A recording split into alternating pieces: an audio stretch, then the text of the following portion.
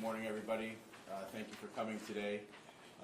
Unfortunately, we have to report on a very sad incident that occurred this morning in the city of Troy. My name is Lieutenant Ben Hancock with the Troy Police Department. Also here with me today is Lieutenant Keith Young from the Fire Department, who will speak shortly after me. And we also have in attendance Chief Pete Hullinger of the Troy Fire Department and Chief Josh Jones of the Troy Police Department. I'm going to just do the brief introduction here, and then Lieutenant Young is going to go over the basics of what happened, and then shortly after that, we will take any questions that you all may have. So shortly before 8 a.m. this morning, the Troy Police and Fire Department responded to a hyperbaric chamber explosion at a medical facility at 165 Kurtz in the city of Troy.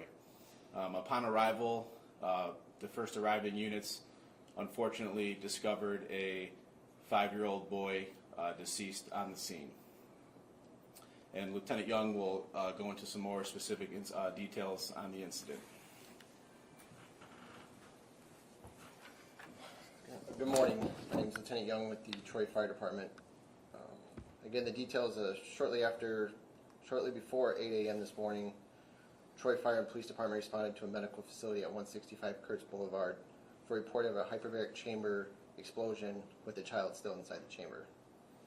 Upon arrival, it was determined the child inside was deceased, and the victim has been identified as a 5-year-old boy from Royal Oak. A hyperbaric chamber contains 100% oxygen, which is up to 5 times the amount of oxygen in a normal room. The presence of such a high amount of oxygen in a pressurized environment can make it extremely combustible. Our initial research shows that this is not a common incident, and the scene remains under active investigation. Social workers from the Oakland Community Health Network have made themselves available to work with emergency personnel who responded to the scene and medical staff at the facility. And at this time, we'll open up for questions. Lieutenant, do you know whether or not this center was licensed or accredited to have a hyperbaric chamber operated? Not at this time. That will come with the investigation. Have you guys ever had to make any responses there before? Not that I'm aware of, no. How did this explosion happen? Again, it's under investigation, so at this time, the investigation is all new right now. So, does it take a spark, or is it compression? It's a combustion? It's a compressed cylinder, and with the 100% oxygen, it runs the risk of having an explosion. Yes, with the oxygen. Can you give us some context as to, was it in a particular room? Was the fire centered to a room, or did it spread throughout the facility? The fire itself was contained, yes, to the room. Was there anyone? Can you describe the situation? I mean, the visual of what was there. Is that in a separate room from where the operator would be? Upon our initial investigation, the operator would be with the chamber, along with, so the medical staff would be in there, but due to it being pressurized. Were there any other injuries in connection with this incident? Do you want to speak on that, Ben? I think the mother of the child also suffered some injuries to her arms as she was standing right next to the chamber when the explosion occurred. Are you able to talk about why the child was in the chamber? Was he going through something medical? No, we don't know exactly what the child was being treated for at the center today. In addition to the child and the mom, how many other people were in the center at the time? Just a few of the medical staff were also there with them. In the explosion, was it contained inside the chamber? That's correct. The explosion was contained to the chamber in the room itself that it was in. Did this explosion happen very suddenly, or was there a call?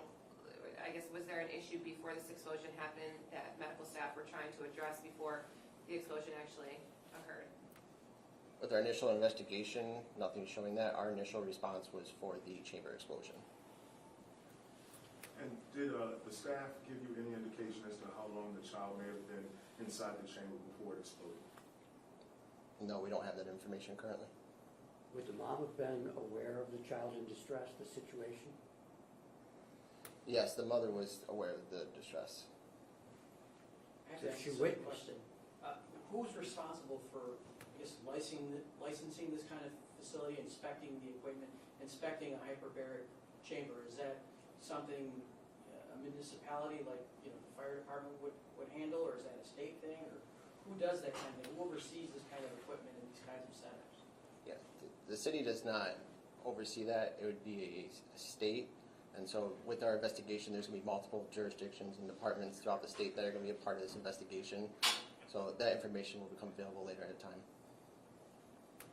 I'm not trying to get gruesome, but do you extract a person after an explosion, or does the thing disintegrate? The system being under the pressure that Lieutenant Young spoke about, you have to wait for that pressure to be released before you can extract the patient. So steps were taken to do that before the child was removed.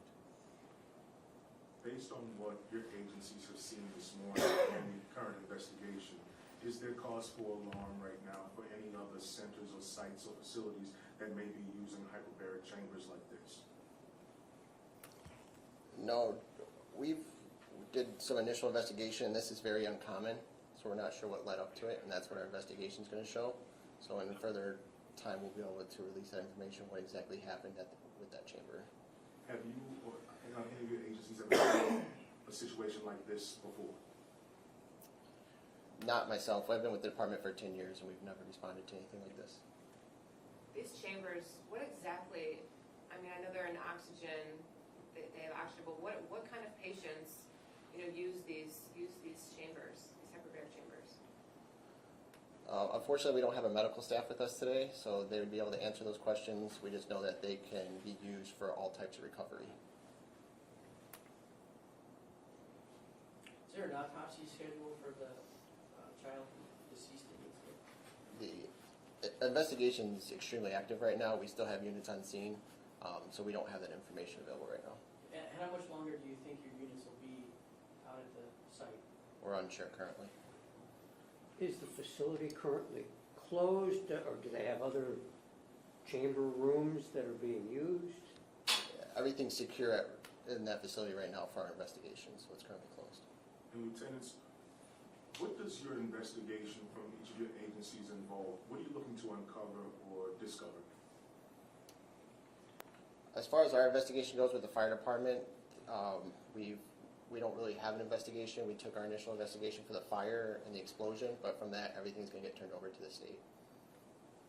I think most importantly, just the events leading up to it, and what caused this to happen.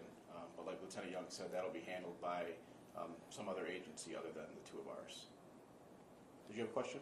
Yes, I'm so sorry, I was lost in the center, so I came late, a few minutes late. I know that you already repeated the rundown, but could you please explain what happened? I missed all of that. We'll have a copy of the press release that Lieutenant Young described that you can take with you. Here, Yep, right now? yep, Okay, yep. perfect. And then I do have follow-up questions about these chambers. There's data that looks back 7 years at fires of medical facilities using this treatment, which begs the question, was this place following fire code in the use of its chamber, and were there inspections recently? I don't have that information in front of me, but that's something that we can get at a later date. Yeah, and then do you know what the protocols for patients bringing in objects that could spark a fire during treatment? No, that would be a question for our medical staff, and they're not here with us this morning. Okay, thank you. Any further questions? Just, you guys ever dealt with anything like this? The first time I've heard it in 40 years. I've been here just about as long as Lieutenant Young. I'm not aware of any incidents with these machines before. These guys are veterans, been here 25 years. We're not familiar with responding to one of these recently. Again, horrible, tragic incident that we don't want to ever respond to. And like Lieutenant Lieutenant Young said, we've got resources with the Oakland Community Health Network to assist our first responders and the family and medical staff that had to participate in this event today. Can you talk about how your guys are holding up, given what they had to deal with this morning? Yeah, well, the officers and firefighters are going to, go through a debriefing, and we'll make all those available resources to them. As far as their active condition, I don't know to speak on that. You said it was the mother, the child present, and then how many medical staff were in the building? We don't have that initial number with us. It was such an active scene when we first arrived, but that's something we can also get to you at a later date.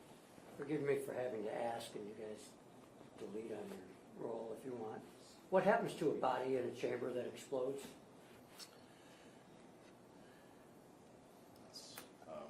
I don't think we need to speak on that. If you would like to do your own research on that, I think that's up to you. I wouldn't get too graphic on the incident today. Thank you. Lieutenant, you mentioned an active scene a few times. Can you describe what your team had to deal with walking into or arriving at that scene? Yeah, initially it was a rescue, so our crews went in for attempt to rescue on the chamber, and then we also had active fire in the chamber, so we had to deal with that also. Can you talk about, what you had to do to try to extract the child from the chamber? So the chamber was already open upon our arrival, so we dealt with the fire aspect of it. Were you able to extinguish the fire quickly? Yeah, the fire was brought under control within minutes of our arrival. Was there damage to the facility at all? I mean, extensive damage? No, there's no extensive damage to the facility itself. Minor damage with the explosion in that room it was contained to. You said that this facility will be closed until further notice? That's correct, yeah. With the investigation going on, it'll be closed until further notice. Take that last question here. Did the child actually pass away, in that incident, or was he transported to the hospital? Were you able to elaborate any on that? Yeah, I don't think we're going to elaborate with that on the time right now. All right, thank you all for coming.